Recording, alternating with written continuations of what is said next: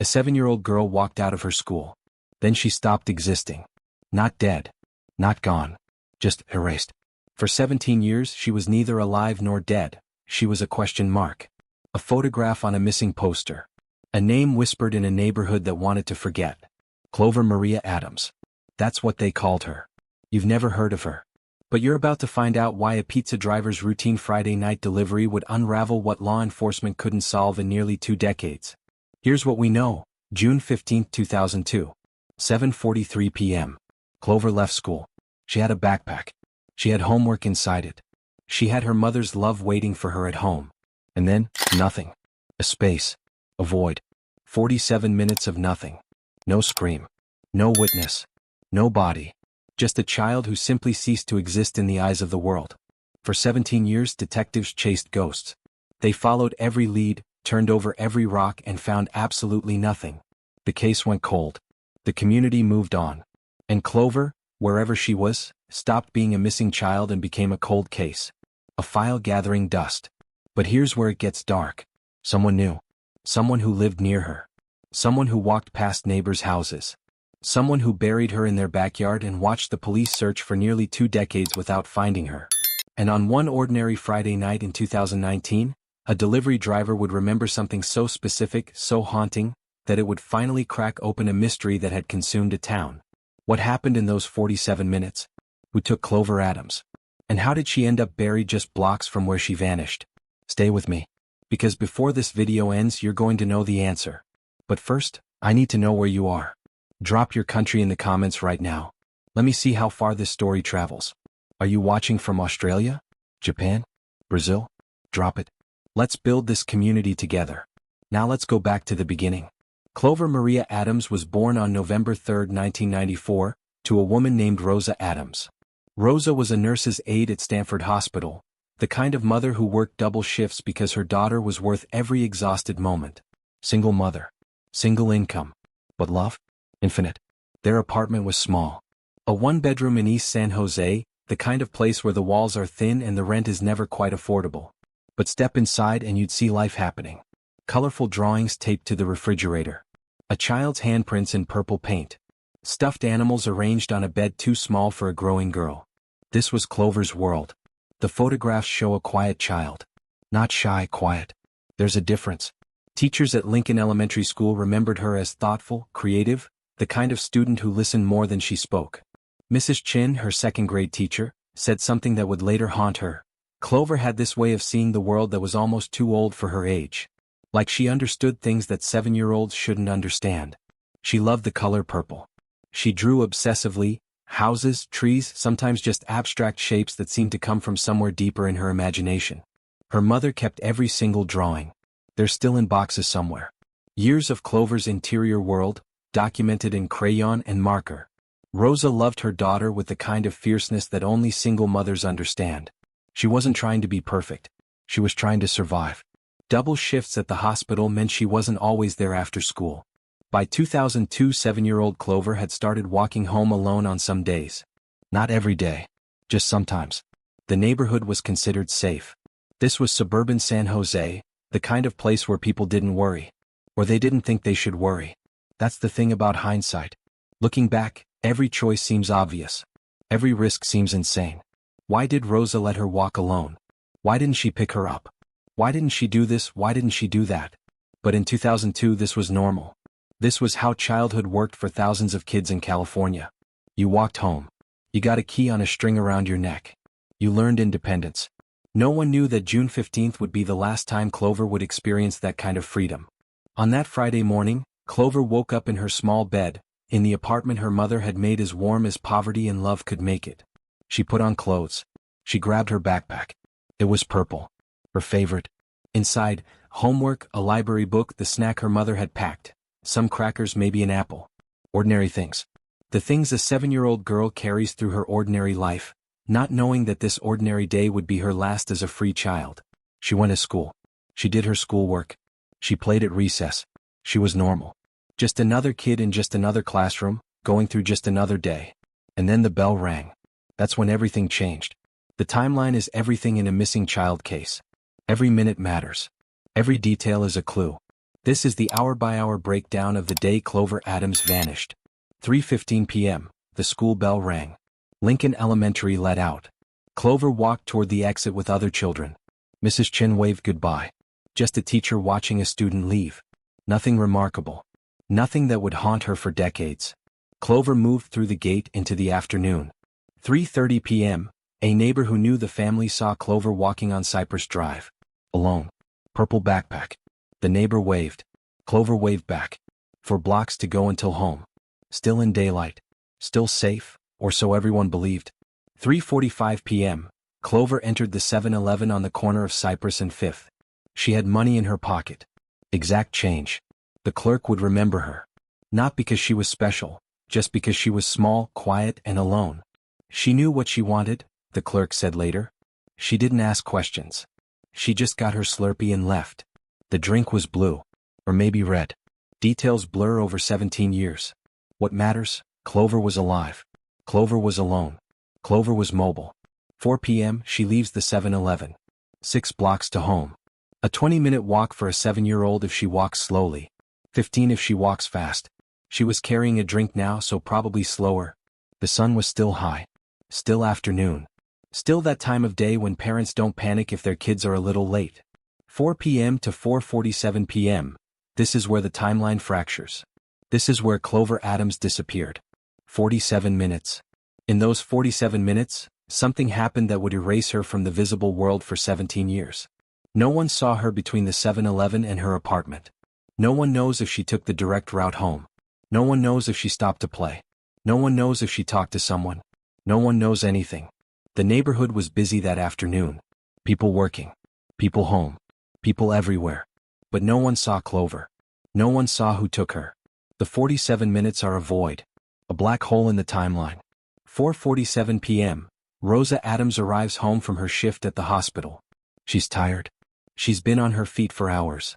She opens the apartment door, expecting to find her daughter. Expecting the everyday sounds of a child. Expecting normalcy. Instead, silence. She calls Clover's name. Nothing. She checks the bedroom. Empty. She looks in the kitchen. No sign of her daughter. At first she's not worried. Just confused. Clover is responsible. Maybe she stopped at a friend's house. Maybe she's delayed. She calls the school. No answer. It's late afternoon. She calls the friends she can think of. No one has seen Clover. 5:15 p.m., Rosa calls the police. The dispatcher hears panic in her voice. Not hysteria. Panic. The kind a mother has when she knows something is wrong. A missing 7-year-old. That changes everything. 6 p.m., police arrive at the apartment. They take a report. They ask questions. When was she last seen? What was she wearing? Does she have any medical conditions? Is there a custody dispute? The officers are professional, thorough, but there's skepticism in their questions. Missing children often turn up. Kids run away. Kids get delayed. Let's not jump to conclusions. But Rosa knows. She knows her daughter. And she knows her daughter would never stay away this long without calling. By nightfall, officers are canvassing the neighborhood. By midnight, volunteer searchers are walking the streets calling Clover's name. By dawn, helicopters are overhead. But Clover is not lost. Clover is not hiding. Clover is already dead. Detective Maria Cortez had been on the San Jose Police Department for 18 years. She'd seen death in all its forms. But when the missing child case came across her desk at 7:15 a.m. on Saturday, June 16, something in her chest tightened. Clover Adams. 7 years old. Missing for 9 hours. Cortez was methodical. Intuitive. The kind of detective who worked by instinct but always had evidence to back it up. She would become the center of this investigation. She would, in many ways, become the case itself. But she didn't know that yet.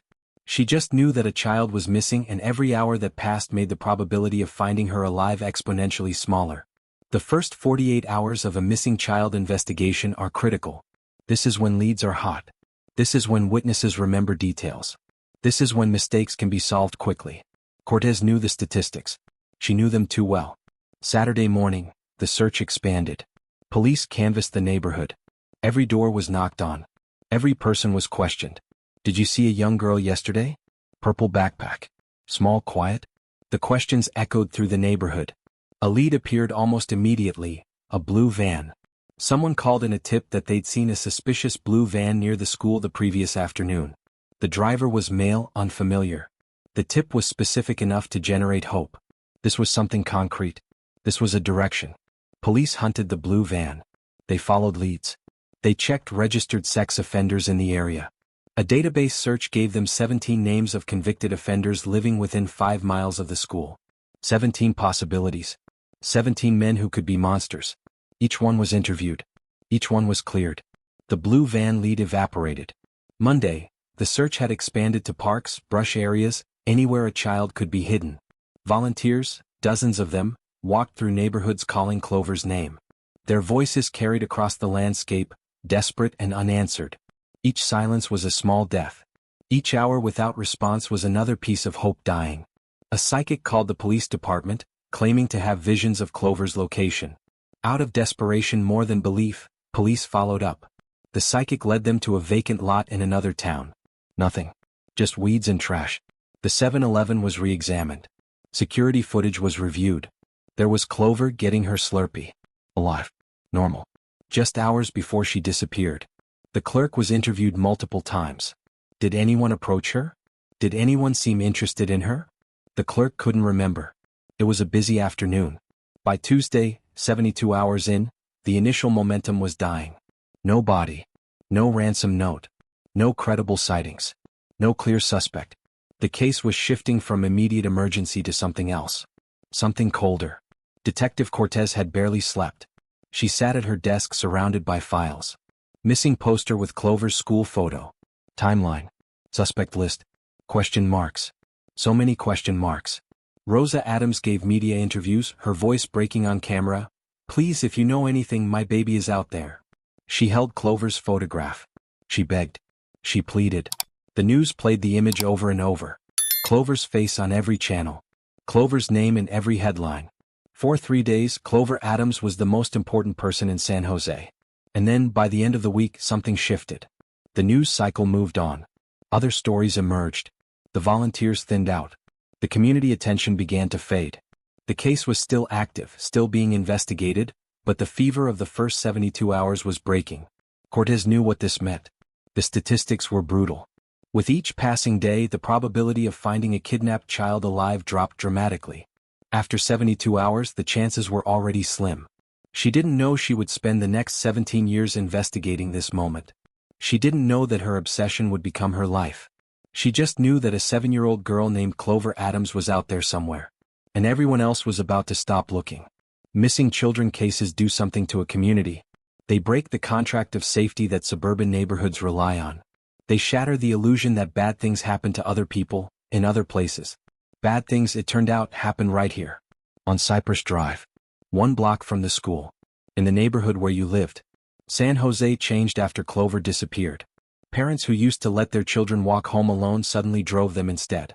Children who played outside until dark were called inside. Playgrounds that once buzzed with laughter became emptier. Something had shifted, not just in behavior but in the collective consciousness of the community.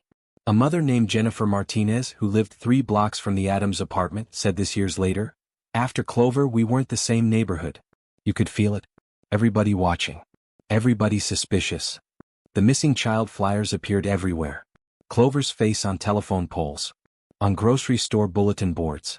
On bus stops. A school photo, her small eyes looking at a camera, trusting, innocent. Missing child in bold letters. A phone number. A promise that if you just called, if you just remembered something, she would come home. Local news was relentless. Every evening, Clover's photograph appeared on the 6 o'clock news. Sometimes as the lead story. Every night, her mother appeared thinner, more worn. The grief visible in real time. Community theories emerged, the way they always do in missing child cases. A stranger abduction. A custody dispute ruled out quickly. A child predator. A man in a blue van. A contractor working in the area. A registered sex offender who lived on the next street. Someone. Anyone. The community wanted an answer, and in the absence of truth, they created theories. A man with a criminal record was interviewed by police. He was nervous. He lived nearby. His record made him suspicious. The community whispered his name. People called the police with tips about him. He was innocent, but for a time he was marked. He was the possible monster. A contractor who'd worked in the area was questioned. Clear. But the suspicion lingered. The neighborhood's trust fractured. Neighbors who had been friendly became wary. Families who had known each other for years started looking at each other differently. What if it was him? What if it was her? What if the normal man next door was hiding something? Every dark van became dangerous. Every stranger became suspicious. Every moment felt like it could hide a predator. Years later, people who had lived through Clover's disappearance would still remember where they were when they heard the exact moment their community broke. In the immediate aftermath, the schools sent home safety pamphlets. Parents enrolled their children in self-defense classes. The vocabulary of fear became commonplace. Stranger danger, personal safety, what to do if you're approached. The safe neighborhood had become a place where anything could happen. And the worst part? Nobody knew why. No one knew who took Clover. No one knew where she was. The lack of answers was almost worse than a terrible truth, because it meant the threat was invisible. Could be anywhere. Could be anyone. Clover Adams had become a ghost, and her ghost was haunting an entire community. Detective Maria Cortez became, in many ways, a proxy for a community's collective grief. She was 43 years old when Clover disappeared. Dark hair. Intelligent eyes. The kind of woman who had chosen police work because she believed in justice. The quaint, idealistic version of justice that gets tested against reality. Cortez had passed every test so far. She was respected. She was thorough. She was exactly the kind of detective you'd want working on your case. But Clover's case changed her. After the official investigation hit a wall at 6 months, after the case was officially designated cold, Cortez didn't stop. She couldn't stop.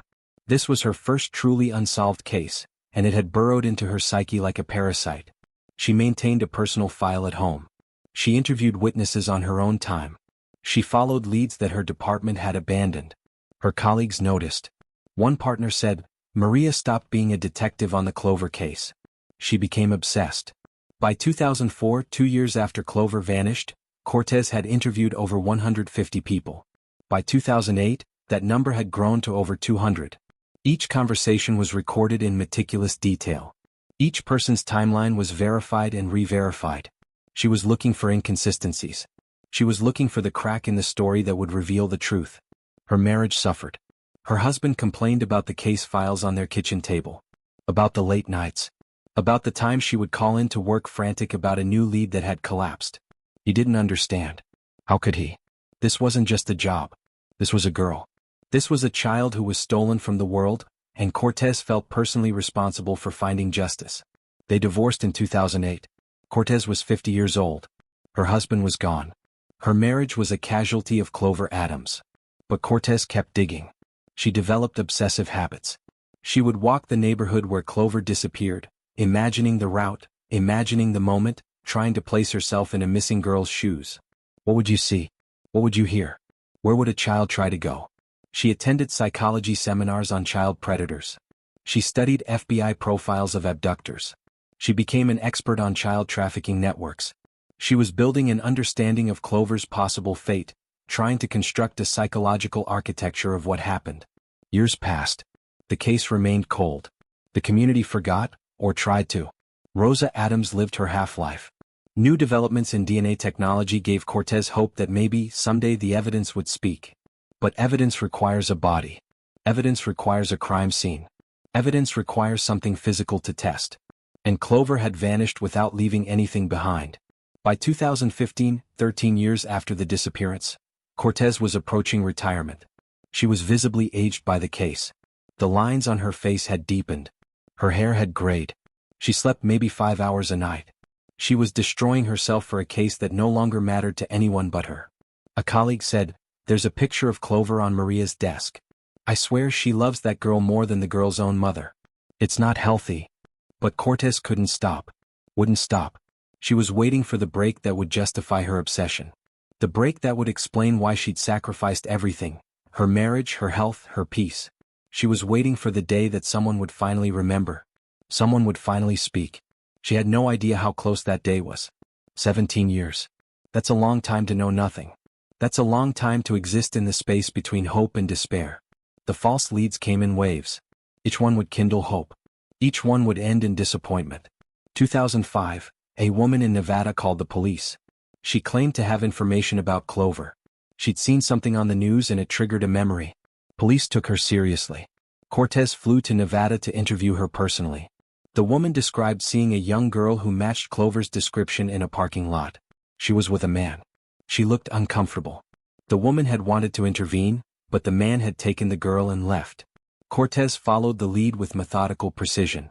She tracked down the man the woman had described. She pursued it for 2 weeks. And then it evaporated. The woman had misremembered. Or misidentified. The girl was someone else's child. The lead was nothing. Cortez returned to San Jose empty-handed. 2008, a prison inmate in Los Angeles confessed to Clover's abduction. He wanted to make a deal. He wanted immunity in exchange for information. He claimed to know where Clover's body was. He claimed to have been part of a trafficking ring that operated in Northern California. Cortez and the SJPD took him seriously enough to investigate. The inmate's story was detailed. Too detailed. Eventually it became clear, he was lying. He was seeking attention. He was a man in prison wanting to feel important. The lead was nothing. 2010, a psychic held a public session claiming to have visions of Clover's location. This time the police didn't follow up.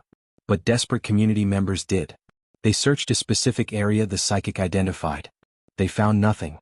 2011, a man called claiming to be Clover's kidnapper. He wanted to negotiate. He wanted money. He wanted attention. He was eventually identified as a mentally ill individual who'd called the police about various crimes. The lead was nothing. The years accumulated. Each false lead was a small death. Each disappointment aged Rosa and Cortez incrementally. By 2015, 13 years of nothing, both women looked like they'd aged 30 years. Rosa aged in photographs. In 2002 she was a woman in her mid-30s, tired but alive. By 2015 she was gaunt. Her eyes had that hollow quality that comes from years of unresolved grief. She'd remarried in 2010 to a man named David who seemed kind enough, but he lived forever in the shadow of her missing daughter. She had another child in 2014, a daughter named Emma. Rosa found herself terrified of this child in ways she'd never been with Clover. Overprotective. Anxious. She could lose her too. The missing girl had made Rosa see the fragility of motherhood. One moment you have a daughter. The next moment you don't. Cortez remained single. She poured herself into the case with increasing desperation. Her retirement was approaching. She had maybe 5 more years as a detective. She would retire with this case unsolved. She would spend her golden years wondering what happened to Clover Adams. 2015, the case was featured on a national cold case TV show. Unsolved Mysteries Revisited, or something similar. Clover's story was told to millions of viewers. Tips flooded in. Dozens of them. Cortez spent weeks chasing them. Each one led nowhere. By 2018, 16 years after Clover vanished, the case felt permanently cold. The community had moved on. The media had moved on. Even some of the police department had moved on. New cases arrived. New crises demanded attention. Rosa Adams lived a half-life. Cortez was counting down to retirement. The case of Clover Adams was heading toward the archives, where it would sit forever unsolved. No one knew that in 2019, on an ordinary Friday night, everything would change. No one knew that a delivery driver would remember something. No one knew that the answer was waiting in plain sight, in a backyard buried for 17 years. Grief is supposed to have a timeline. You grieve. You accept. You move on. That's the narrative we tell ourselves. But what if the person you're grieving for isn't dead? What if they're just gone? What if you're suspended between mourning and hope, unable to fully do either? That's what Rosa Adams lived in for 17 years. She couldn't have a funeral. Couldn't bury her daughter. Couldn't perform the rituals that allow grief to transform into acceptance. She was stuck in liminal space, her daughter not alive but not confirmed dead. Suspended. Waiting. Rosa moved apartments in 2005. She couldn't bear living near where Clover vanished. Every time she walked past the school, every time she passed the 7-Eleven, every time she drove down Cypress Drive, it was a reopening of the wound. She kept Clover's room untouched for years. Her purple backpack was still there. Her drawings on the walls. Her stuffed animals on the shelf. It was a shrine to a missing girl. But eventually she had to pack it away. That day, the day she packed away her daughter's belongings, was almost worse than the day of the disappearance. It felt like a betrayal. Like she was saying goodbye.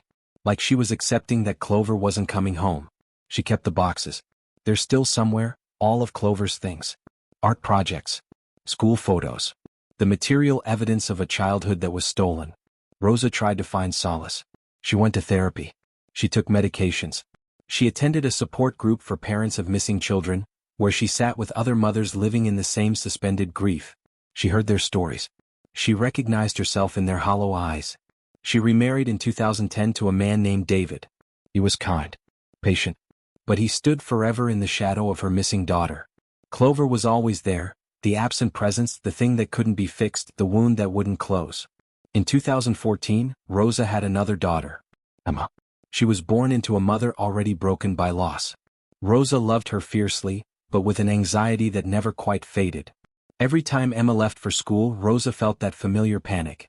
Every time Emma was 5 minutes late, Rosa's chest tightened. She was parenting from a place of trauma. She gave an interview once, years into the grief. "I don't even know if I'm a mother anymore." Clover's mother, yes. Emma's mother, trying. But something broke when Clover disappeared. Something in me stopped being whole. Rosa became an advocate. She spoke at schools about missing children. She worked with organizations trying to improve child safety. She channeled her pain into activism, trying to prevent other mothers from experiencing what she experienced. But nothing filled the void. Clover's birthday came every November. Rosa would remember she was born November 3rd. As the years passed, Rosa would do the math. She'd be 15 now. She'd be 18. She'd be in college. She'd be graduating. She'd be 25, moving into adulthood. Clover experienced none of those things. She was frozen at 7 years old. Forever 7. Forever the age at which she was taken. Vincent Pierce was 43 years old. He'd been delivering pizzas for Roberto's Pizza for 12 years. Before that, he'd done construction work. Handyman jobs. Contractor work. The kind of jobs that paid in cash and didn't always come with paperwork. On Friday night, March 15, 2019, 17 years and 9 months after Clover Adams disappeared, Vincent was doing what he did every Friday, making deliveries. The route was familiar. He knew the addresses by heart. The turns, the driveways which customers tipped and which didn't. It was muscle memory. His brain barely had to engage. But on this particular evening, something happened. He was filling out a delivery slip. A name. An address. 1847 Poplar Avenue. And suddenly his hands stopped moving.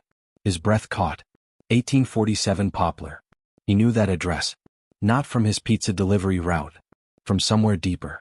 Somewhere he'd been trying to forget for 17 years. Vincent sat in his car, the pizza box on the passenger seat getting cold, and something in his mind unlocked. He'd been a handyman then. He'd worked for a contractor named Robert Kessler. Kessler had done renovation work throughout East San Jose. Vincent had helped him on various jobs. It was cash work. No questions asked. Kessler was a decent enough boss. Quiet, kept to himself, wasn't social like some contractors. One day in June 2002, Vincent couldn't remember the exact date.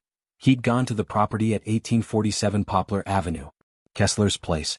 Kessler had wanted some work done in the backyard. Fencing. Landscaping. Something like that. And Vincent had seen something. A young girl. In the backyard. With Kessler. The girl looked distressed. Upset. And Kessler. Kessler was doing something Vincent had tried very hard to forget. Vincent had been young. Only 26. Not brave. Not the kind of person to intervene. He'd made an excuse and left. He'd never gone back. He'd tried to forget he'd ever seen it. And for 17 years he had. Buried it so deep that it took a pizza delivery address to bring it crashing back. Now, sitting in his car on a Friday night in 2019, Vincent felt the weight of that buried knowledge. The conversation was halting. Uncertain. Vincent didn't have perfect memories. 17 years had faded some details. But he had the address. He had the name of the contractor. He had the knowledge that something terrible had happened there. The police took him seriously. Within hours, Detective Maria Cortez was sitting across from Vincent Pierce, asking questions she'd wanted to ask for 17 years but had never known to ask. Who was the girl? What was she doing there? What did you see Kessler doing? Vincent's memories were fragmented, but clear enough. A young girl. 7, maybe 8 years old. Clover Adams's description matched. The address matched. Everything matched. Cortez felt something shift inside her. 17 years of nothing. 17 years of cold leads and false hope. And now, suddenly, an address. A name. A direction. Within days, police obtained a warrant. Within days, they were excavating the backyard at 1847 Poplar Avenue. And what they found would finally answer the question that had haunted San Jose for 17 years. What they found would finally tell Clover's story. The excavation began on March 18, 2019. Crime scene units in latex gloves. Police tape around the property. Dogs trained to detect human remains moving through the backyard of 1847 Poplar Avenue. The house belonged to Robert Kessler. 61 years old in 2002. 78 years old now in 2019. A contractor. A handyman. A man who'd lived quietly in his house for 17 years, every day knowing what was buried beneath his feet. As investigators dug, the details of Kessler emerged. He had no criminal record. No prior arrests. He wasn't on any sex offender registry. He wasn't on anyone's radar. He was the kind of predator that's invisible until he isn't. Police pulled phone records. In 2002, calls were easier to track than now. Kessler had made several calls in the days after June 15. One of them was to another contractor named Derek Collins. Collins had worked with Kessler occasionally. They'd done jobs together. Collins was contacted. At first he claimed not to remember. But when confronted with the phone records, when told that police were excavating Kessler's property, something broke in him. 17 years of guilt exploded. Collins confessed.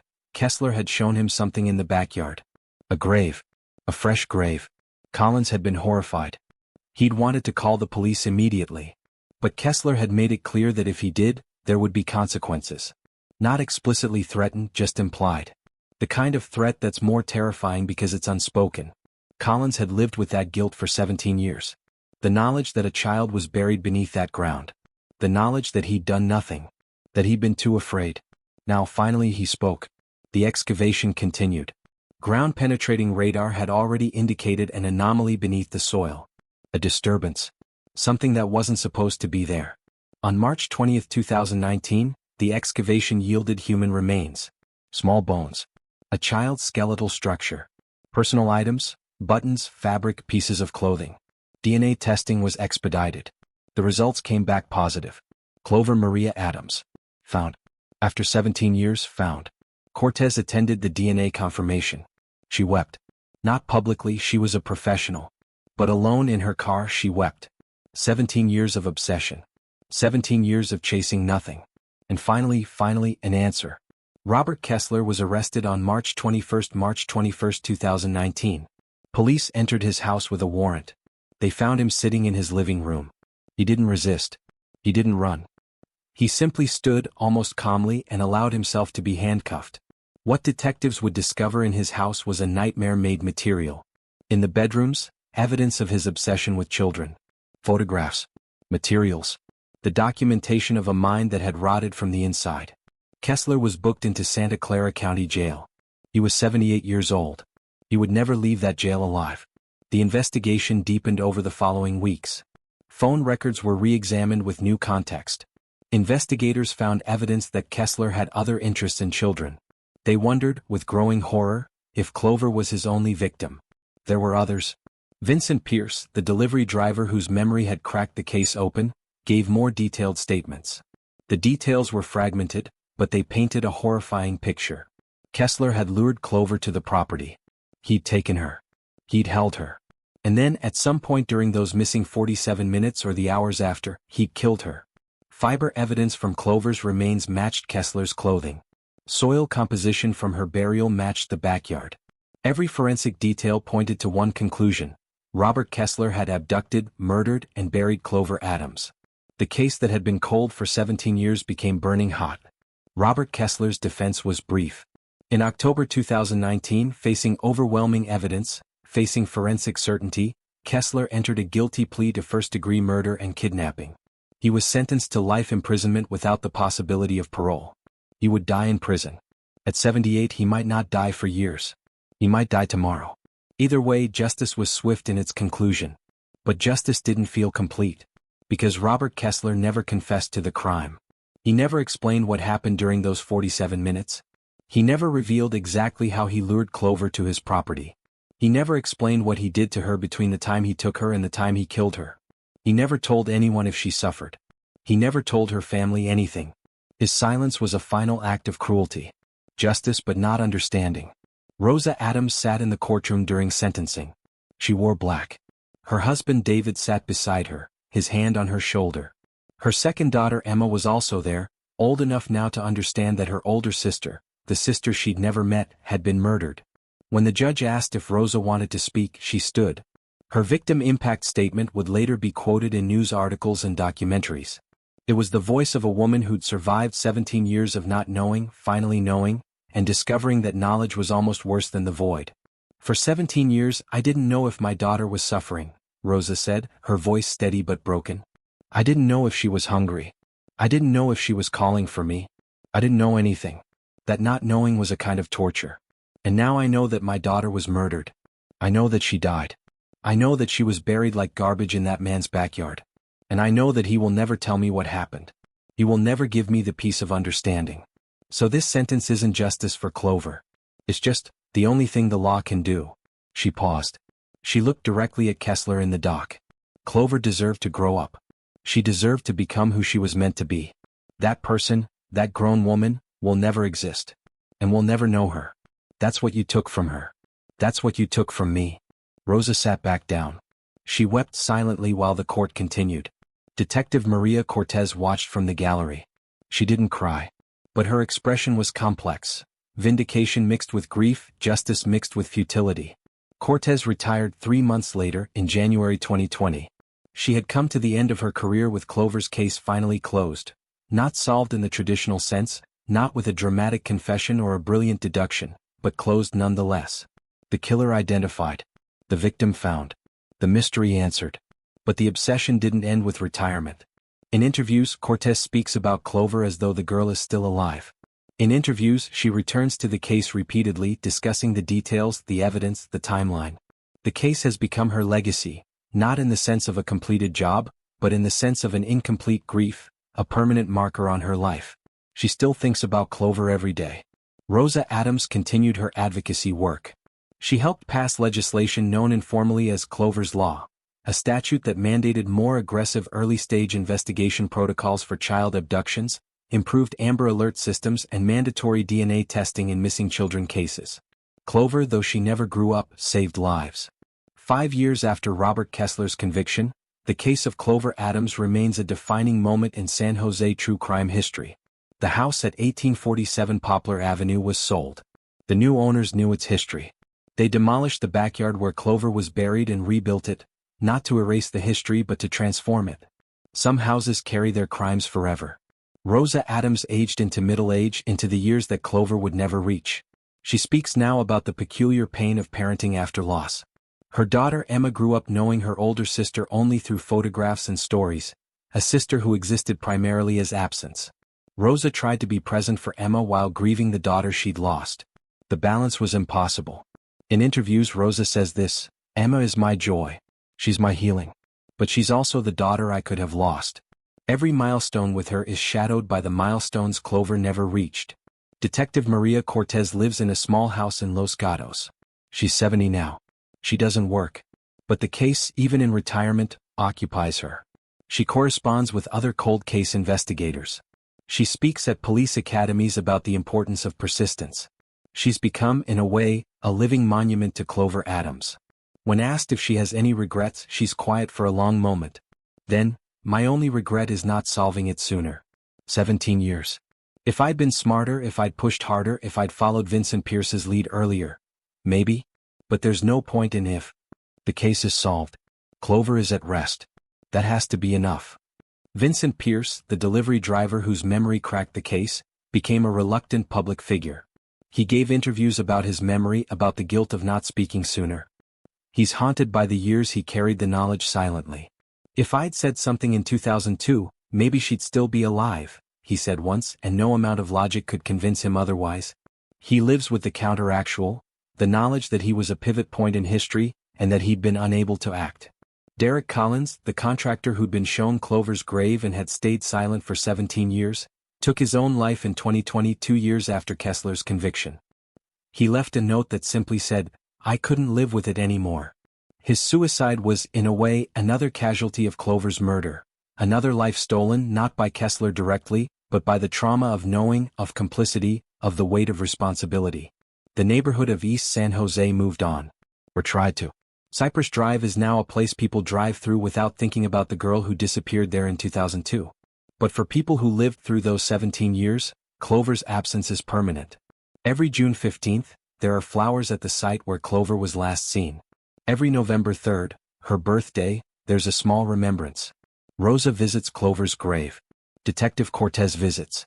Volunteers who searched in 2002 visit, now aged, still carrying the memory of a missing girl. Clover Adams was 7 years old when she died. In death, in the 17 years since, she's aged into mythology. She's become a story told at dinner tables, a cautionary tale, a symbol of childhood vulnerability and the predators that hide in plain sight. But she's also simply a girl who wanted to go home from school. A girl who bought a Slurpee. A girl who had homework and drawings and stuffed animals and a mother who loved her. A girl who never got to grow up.